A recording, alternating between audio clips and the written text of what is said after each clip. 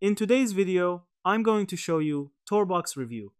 The official site describes it as an all-in-one platform for torrents, hosters, and Usenet, with privacy, speed, and a modern interface. Basically, it wants to be your cloud download butler, except this butler also talks about concurrent slots like he works in IT. Do me a favor, please. The pricing is one of the biggest attractions.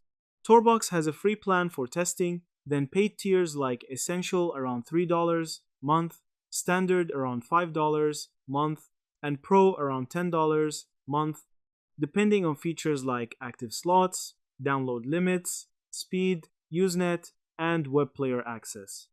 That is cheap enough to make real Dibrid users start blinking like, wait, do I have options now?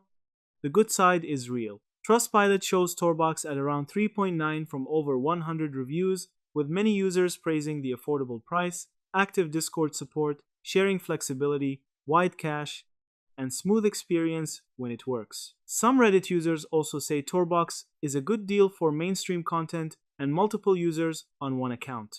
So no, this is not just a fake download site wearing a hoodie and pretending to be useful. But here comes the buffering monster crawling out of the router. Some Trustpilot and Reddit users complain about playback stopping, unreliable streams, cache being smaller than real Debrid, downtime, and random buffering.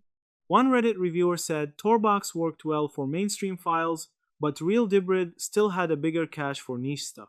Final verdict: TorBox is legit and interesting, especially if you want a cheaper Debrid style service with Usenet features, web playback, and account sharing flexibility.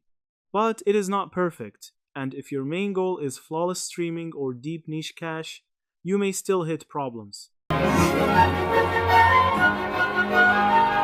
Use it for legal downloads, test the free or cheap plan first, and don't marry the service after one good speed test.